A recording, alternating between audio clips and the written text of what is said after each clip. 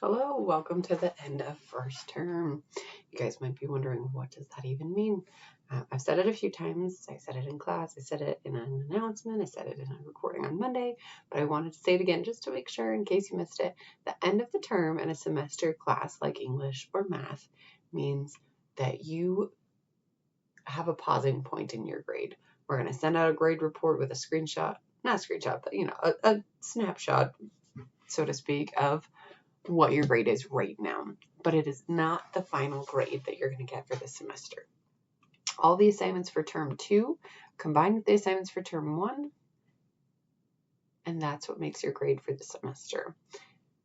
All the assignments from first term, which in our case is all the assignments from Unit 1, are going to lock on this Thursday, October 22nd at 11:59 p.m. So this is your last chance to complete them. So make sure you go in and take them. Remember, you have 3 attempts on multiple choice quizzes. And if you take a look at the feedback that I send you on written assignments and want to revise what you've done and resubmit for regrading, you can do that before 11:59 p.m. on Thursday, October 22nd. So keep that in mind. Today, we're going to be reviewing for the Unit 1 test or post-assessment in USA Test Prep to see what progress we've made since we took the pre-assessment at the beginning of the semester, which seems like ages ago, but really was only like 2 months ago. So, the objective is that given a 15-question quiz, I will take my time while researching the correct answers to questions that assess my knowledge on being able to identify the central idea, cite text evidence, and the author's purpose with 80% accuracy, which means at least 12 out of 15 correct.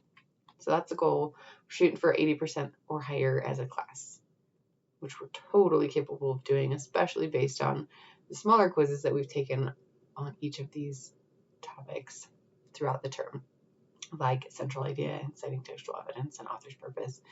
We've done 80% on each of those individually, so now it's just a matter of getting to 80% on all of them at the same time, which you can totally do. And I've got a review for you here. We went over the narrative arc this term. Remember that both fiction and nonfiction narratives follow the narrative arc, which is a chronological sequence of plot events in a narrative. Whether they present them chronologically or not, the stories at least have a narrative arc to refer back to, even if they include flashbacks and other sequence-breaking tools. We have the exposition, which is everything that the reader needs to know to understand the story. We have the complicating incident or inciting incident or conflict. All of those are synonyms. That's essentially the thing that happens that gets the ball rolling in the story.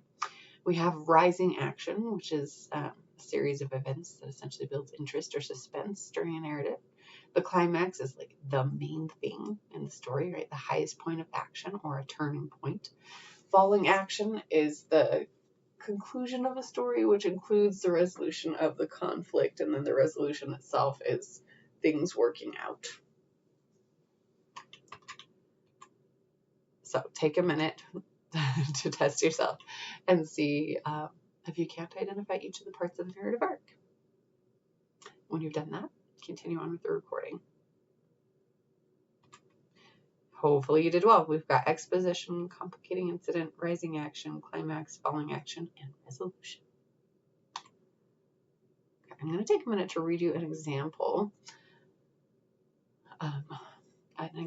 text, and we're going to try to identify the central idea. This is called inspiration. Pay attention to detail to help us understand the unstated or not super obvious central idea. It reads, Marco, an oil painter, sat in his studio staring out the window. His paintbrushes were dry and his canvas was blank. He slammed his fist on the table and grumbled, I have nothing left to paint. Nothing inspires any feeling in me anymore. Just then there was a pounding at his front door. His landlord, Lorenzo, burst through the door, shaking his fist. Your rent is late again, Marco. If you do not pay by the end of the week, you will have to go. Marco stared at Lorenzo. He looked at his red face and his bulging eyes. He noticed the dirty glasses sitting askew on his nose. He studied the wrinkles around the old man's eyes. Marco's hands began to twitch. No problem, said Marco. I have a new painting to do. It will be sold before the end of next week. Okay, so I want you to take a minute and think, based on what we just read, what is the central idea here?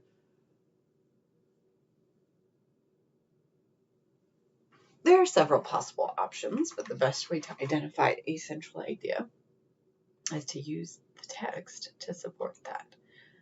We've got the beginning here that states that Marco is an oil painter and that he has not painted anything for a while. That's our exposition. That's the stuff we need to know to understand the story. Then we have a conflict. Take a minute to see if you can identify what the conflict is.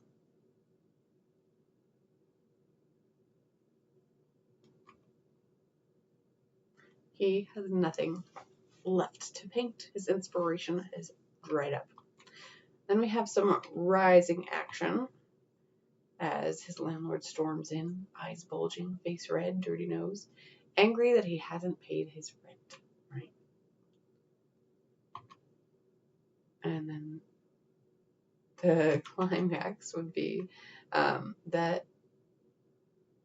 Marco's suddenly inspired as he's looking at Lorenzo as this character that he presents himself as. His hands begin to twitch, maybe indicating that he's ready to paint. And then the conclusion is that he has a new painting to do, which we can infer from the implication is this painting of his landlord.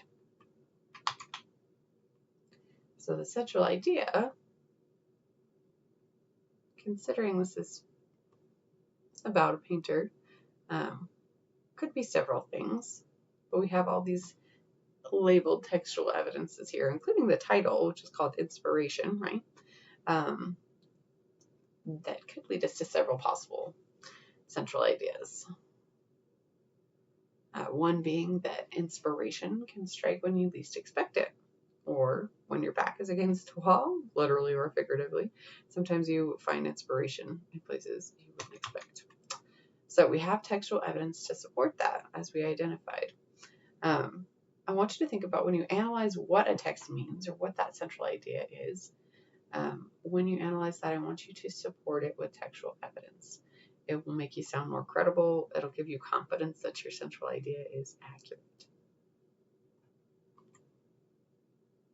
Remember to ask yourself, when you're finding that textual evidence, if you can trust it. Check for reliability and relevance. Is it accurate? Is it specific? Is your author or narrator going to be reliable? Does it support the idea that you're focusing on? I could have said that the central idea was that inspiration can strike when least expected, but if I had cited the textual evidence of just his landlord coming in and yelling at him, that's not super relevant to the inspiration. There were several other places in the text, like his hands twitching as he looked at his landlord, right, that would be more relevant to supporting the idea of inspiration, or when he says he's got a new painting to paint. But his landlord yelling at him wouldn't be very relevant, right? So make sure you find the textual evidence that supports the idea that you've identified. And all of those details that we've noticed, like his hand twitching, or him lacking inspiration to begin with and then seeming to have a new painting by the end, all of those details are going to point towards our central idea. So pay attention to the details before you even identify the central idea, and you'll already have textual evidence to support it. Remember that in addition to citing evidence, you should also be able to explain how the evidence supports your idea. So don't just highlight or underline or notice details. Make use of those details and of the textual evidence you find to find meaning in the text as well.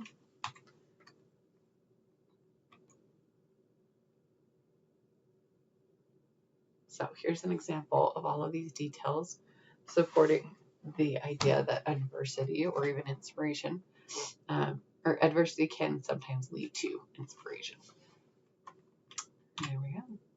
So I want you to take a minute to quiz yourself here. Pause the recording to think about it after I read the question.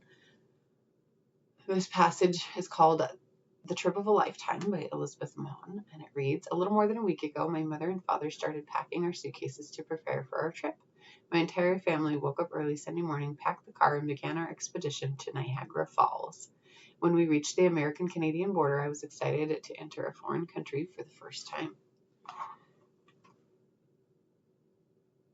So this is the third paragraph. And is it mainly about A, traveling to Niagara Falls, B, leaving the hotel, C, seeing the falls, or D, returning home? Pretty easy, right? This paragraph only talks about traveling to Niagara Falls, so that is the central idea of this particular paragraph. She describes how her parents began getting ready for the vacation over a week ago, and then she also explains how they had to wake up early and pack the car the day they left. It doesn't say anything about leaving hotel, it doesn't say anything about a hotel at all, or seeing the falls just yet, or returning home. If you need another example of how to support your central idea with textual evidence, pause the video here and read this and test yourself on it. If you feel like you're ready to move on, move on.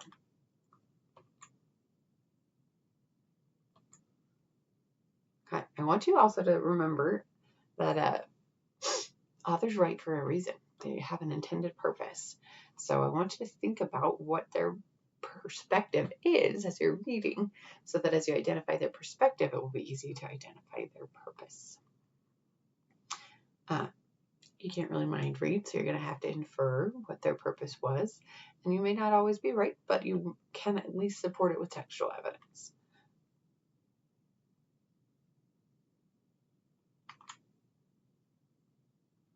There are several purposes an author may have, including to inform, to persuade, to entertain, or to express a viewpoint. This doesn't necessarily mean that they will only have one of these purposes, so they may have more than one, but generally there is one that is more dominant than the other. Identifying the author's point of view is going to, or their perspective, is going to help you identify their point that they're trying to get across as well.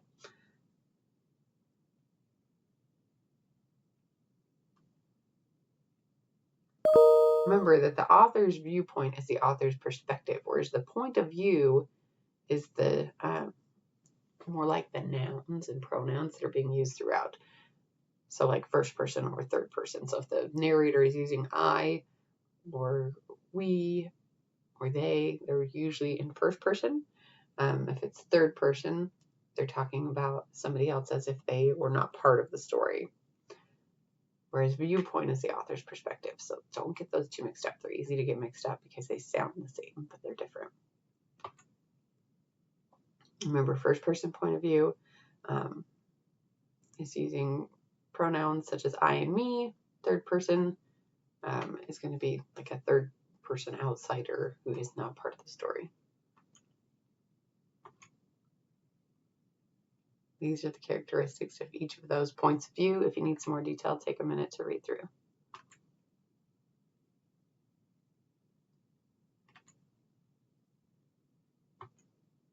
There you go. So today we learned elements of the narrative arc, unstated central ideas, making inferences, and finding relevant and reliable evidence in a text. So I want you to take a minute, review this recording if you need to, and then hop into USA Test Prep, as it says on the slide here, and start the Unit 1 post-assessment. It is our exit ticket for today. Best of luck.